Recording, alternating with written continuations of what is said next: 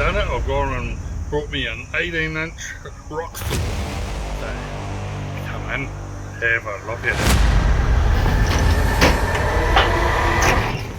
Here it is, right there. Okay, so going to try out the saw. I've been playing around with it a bit. I discovered that this base plate of the vise is about 5mm lower than this here. So I've gone and put a piece of rubber in. I think it's going to help hold the rock. And I've doubled up the bars. So there was a bar running across this one and that one. So I've doubled them up so I don't bend the bar because I don't know how much pressure to put on it. That seems pretty stable. So this here winds the vise back, so I can go from here all the way back to here. So I've got however much that is. Let's have got a whole piece of from there. So that's about 75mm, 3 inches. So I've got about 3 inches of movement on the vise here. So I'll take it back and I'll just take a slice through here and then I'll slice that up.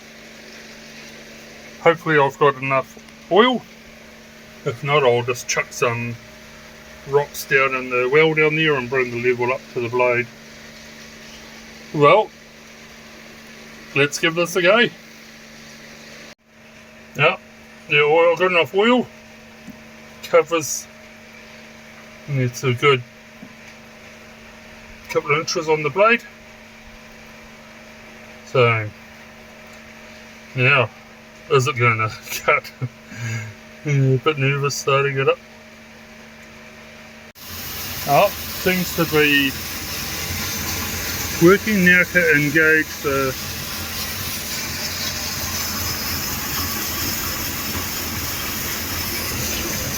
slowly bring it down.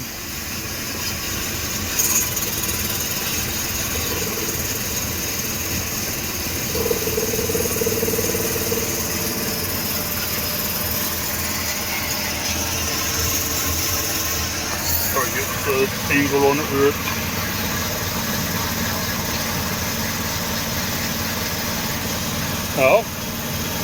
so far so good. So we've got a couple of small oil leaks. Might have to check that out. This one here looks like the washer on the tap's gone. And it looks like someone's bodged it with some silicone trying to stop that one. But they're only minor. And that's slowly going through. Okay, so I'm about a third of the way through. It's only been about 5 minutes. I'm really surprised how quiet it is. I'll be able to cut stuff at night if it's this quiet.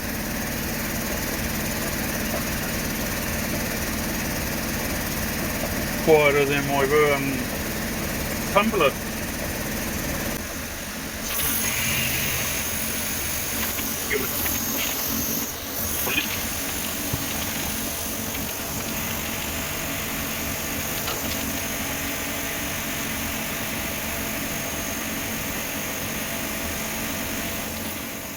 Okay, so that's just finished. It's got it lying down the side down there. I say to leave it a few minutes to stop any mist escaping.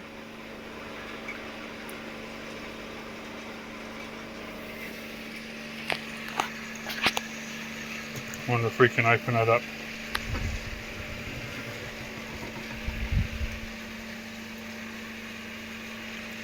There we go. It's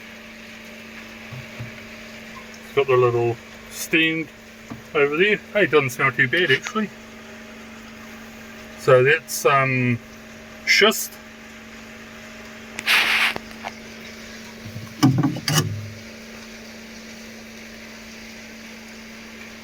Actually, that don't look too bad at all.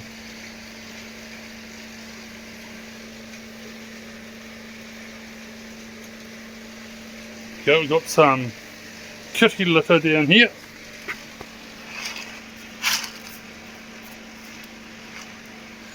Put that in there.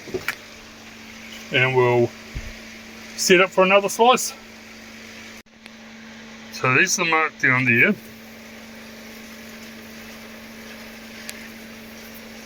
So we'll just go in other way. So it's about 3 mil, 6 mil,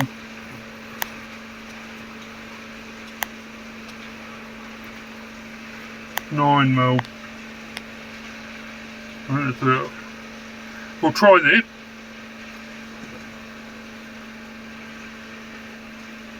And I'll be looking at doing pendant.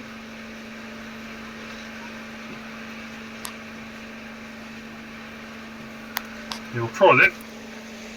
So trial and error first time in.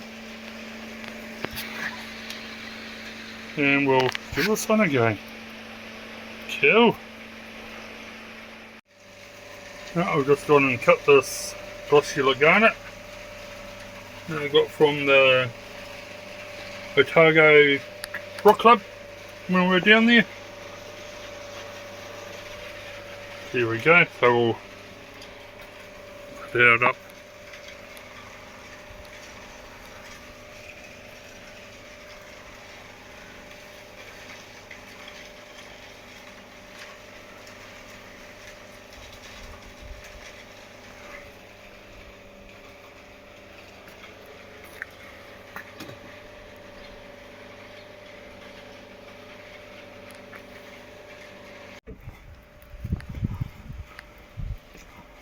The sun.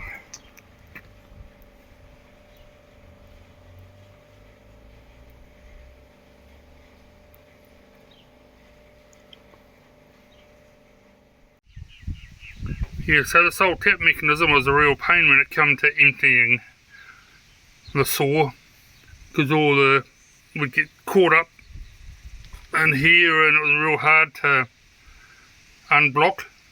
So what I've done now, just gone to a straight valve hose. Just fits on the end of the, going straight into the oil cam. So should it ever block up, it's just stick a hose or pipe down the end, rod, and clear it out. So as you can see down in there, I've got some oil trays to catch the leaks, because there are a few leaks.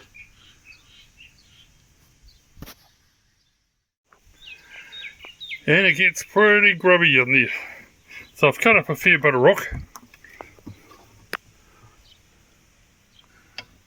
And just the sludge. You can see down there I put some bricks in to fill up the oil level.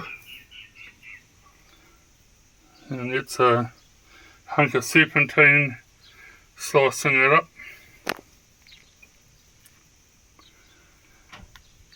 So one of the things that I'm going to do next is, I've got one of these bars here on the back, but I'm going to get another couple, get an inch thick bar, drill some holes, then drill some holes in the sides so that I can put like a slab gripper. So you have two bars. Actually, show you what I mean.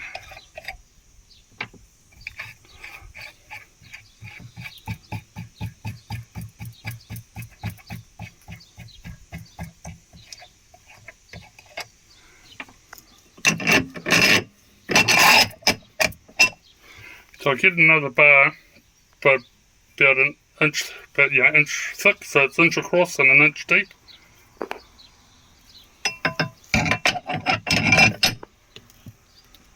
Drill some holes to fit the 12mm threaded rod through.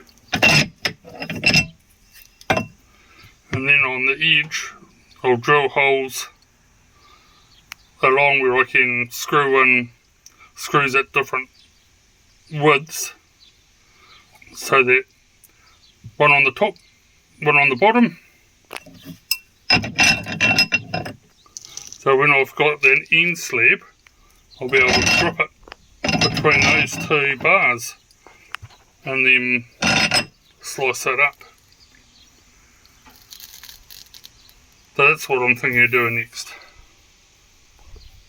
But she's a bit grubby. But no, I really like this. Measure down here so you can cut your slices as thin or as thick as you like.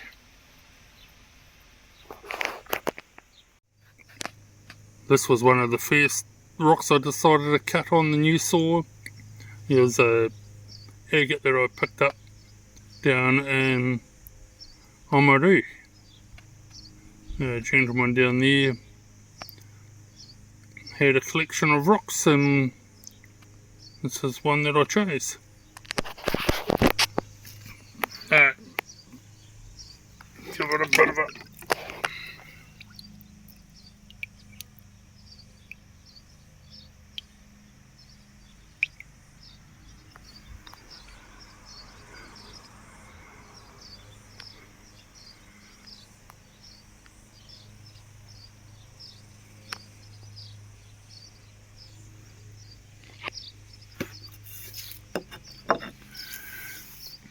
Sliced up this gloss yellow garnet, or I think they call it rhodonite.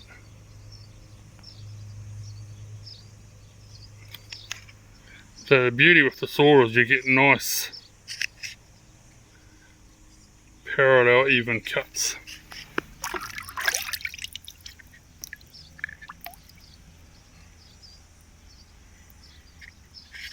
Then I'm just waiting to polish these up.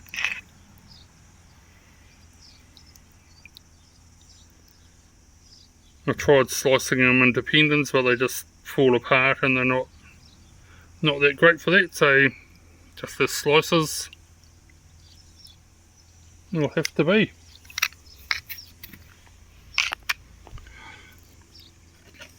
Then I got this rock here.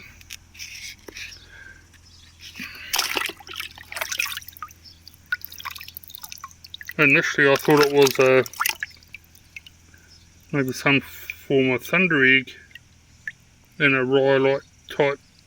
No, it's definitely volcanic. Quartz in the middle.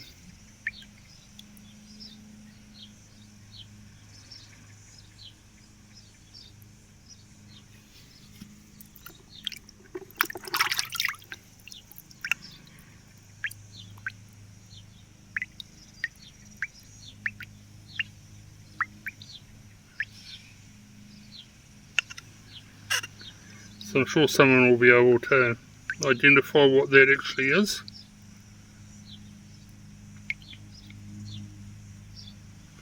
And it's got some nice colours in it.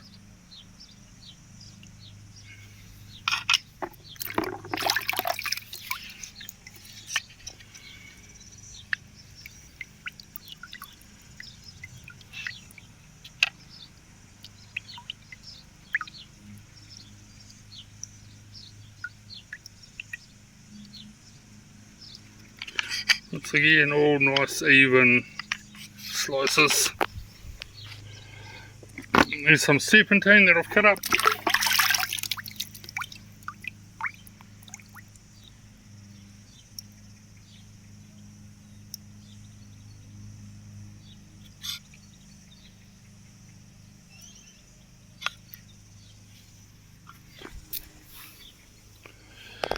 here's a bit of nice.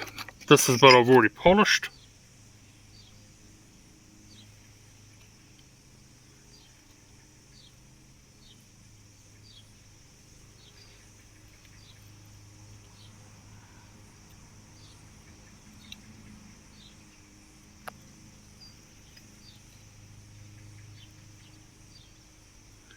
So that slices up really nice and polished as well. Now I sliced up some Pakui argillite.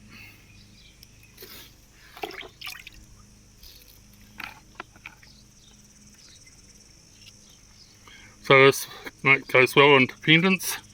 So I've done a few of those.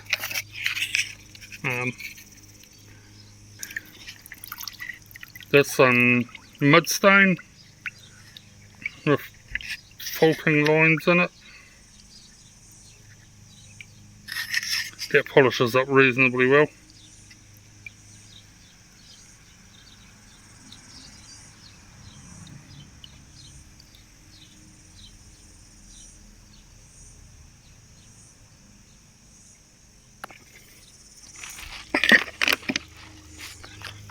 We cut up some granite.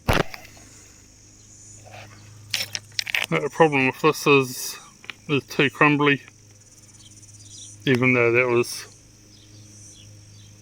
it's about 7mm thick,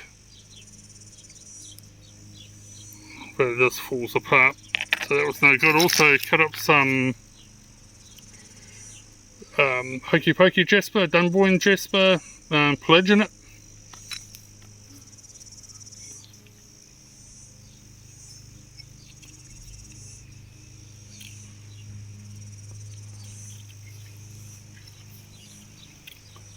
Right, it polishes well. It's got too many of these bugs in it to make independence. Got some other stuff in here that I've cut up. This here's some obsidian.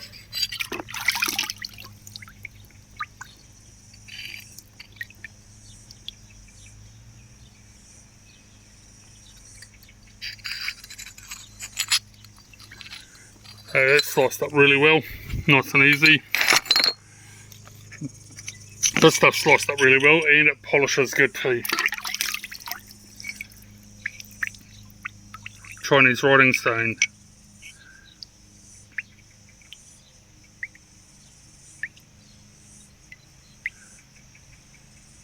Just going to remember what I've marked them out for pendants. They polish up really well.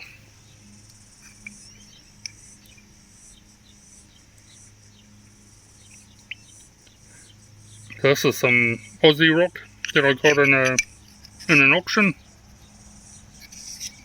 I've still got some big chunks over in my rock garden that need cutting up.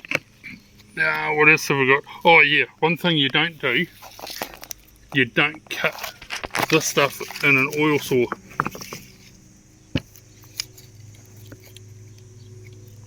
That there was a nice piece of piedmontite schist and I ruined it.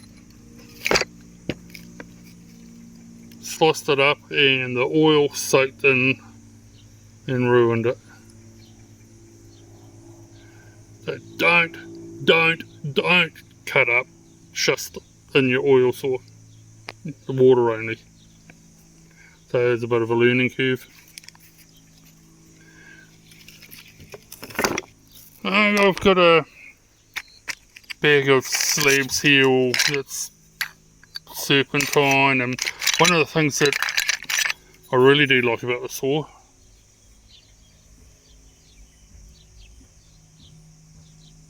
look how thin that is. That's about 3mm thick.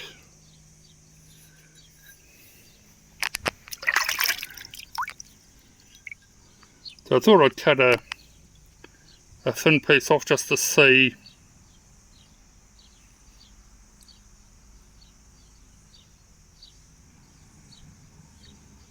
how it will hold together.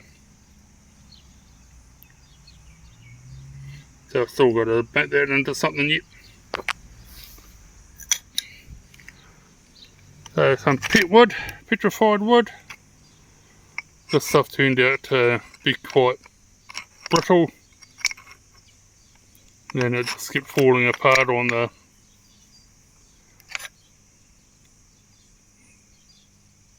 its lines in there, on the growth rings. Yeah, so all in all, I'm really happy with the 18-inch saw. It's been a huge bonus to me to be able to cut rocks and have them nice and straight and perfect for making pendants and jewellery and stuff out of. So, got to get some more oil because of running low on oil, because it's got a few leaks, and just oil on the rocks once you've cut them, chuck them in the kitty litter to get the oil off. Yeah, I wasn't expecting it to use as much oil as what it was, but hey, that's life. $200 or $200 plus for a drum of oil. I think it might be a little while before I get another drum, but yeah,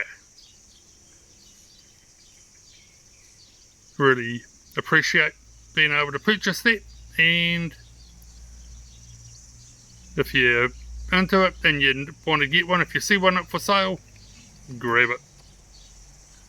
The guy I bought it off, he had upgraded to a 24-inch saw, so he didn't need that one, so I snapped it off him for a good price. Got to be a good price, eh, being Scots, but good price. And no, it's been working well. So it is gravity fed. It doesn't have a automatic feed on it, but got to babysit it a little bit. But it's way better than holding in covered in water and like you've seen me doing in my little 10-inch saw or 12-inch saw. So yep, that's us. So once again, this is just a little, I don't know how short it was, but we'll on the new rock saw. So if you like what you see, subscribe, and we'll catch you on the next one, because I think the next one that's going to come up is a really good one. So okay guys, go get that, and we'll catch you fellas later. Some of that storm jasper from Rainbow Mountain, Kerosene Creek.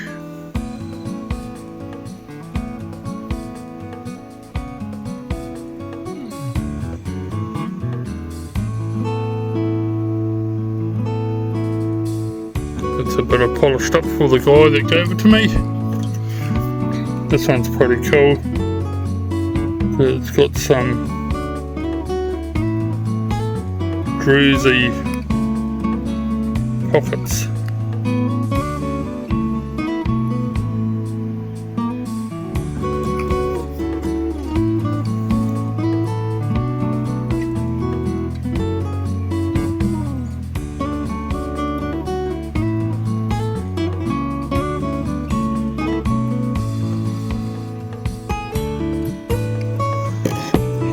And this one here's got a nice little druzy pocket in there.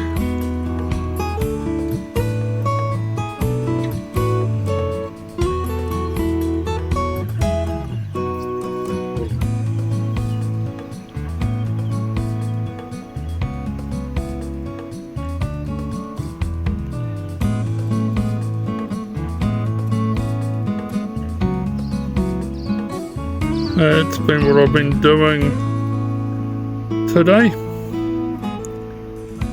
Oh, and cutting rock. So got some more of this to polish up.